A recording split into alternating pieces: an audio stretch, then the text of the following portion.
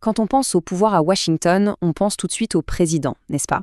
Et pourtant, dans les coulisses, un autre nom circule, celui d'une personne qui serait en réalité la plus puissante de la capitale.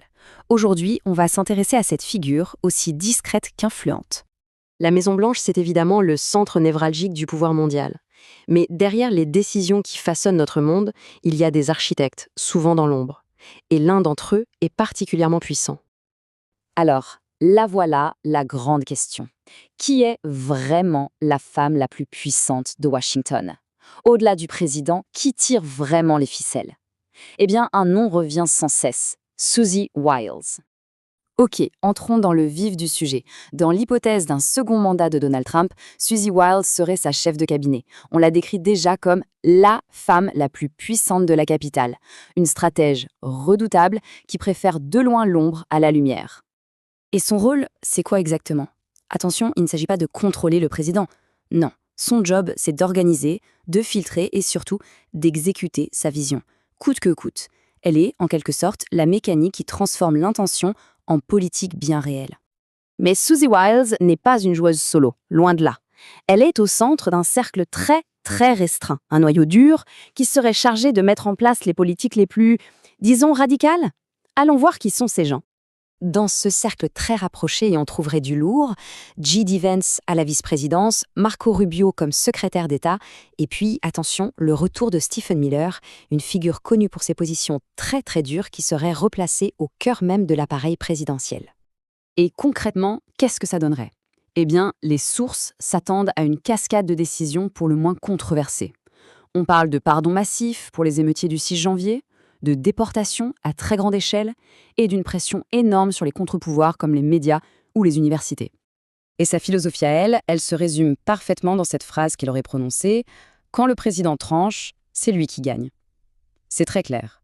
Même si elle essaye parfois de modérer, au final, c'est lui qui décide. Et son job à elle, c'est d'appliquer la décision, quelle qu'elle soit. Forcément, un tel système, ça ne tarde pas à être mis à l'épreuve. Voyons un peu comment son pouvoir et ses principes seraient testés face à une crise. Une grosse crise. Et la première grande crise du mandat, figurez-vous qu'elle ne viendrait pas de l'opposition, non, mais d'un allié pour le moins inattendu, Elon Musk. Alors voilà le scénario. Le milliardaire aurait une mission, couper drastiquement dans les dépenses publiques. Et sa cible, c'est l'USAID, l'Agence d'aide internationale. Le résultat? Il est immédiat et il est brutal.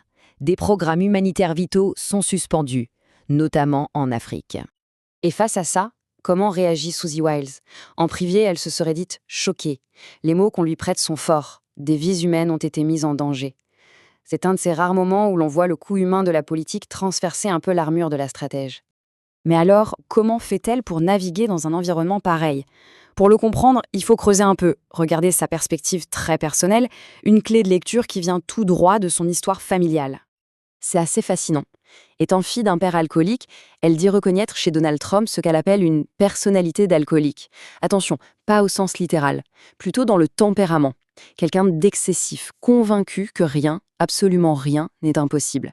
Et c'est cette compréhension, presque intime, qui lui permettrait de le gérer. Et tout ça, ça nous amène au dilemme central. La grande question qui, au fond, va définir son héritage politique. À son sujet, il y a vraiment deux écoles, deux visions radicalement opposées.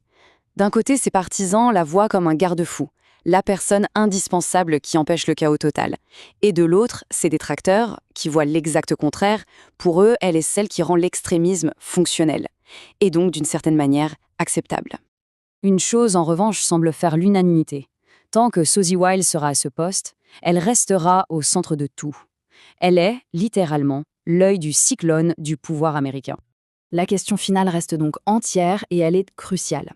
Est-elle un rempart contre les excès ou au contraire leur exécutrice la plus redoutablement efficace?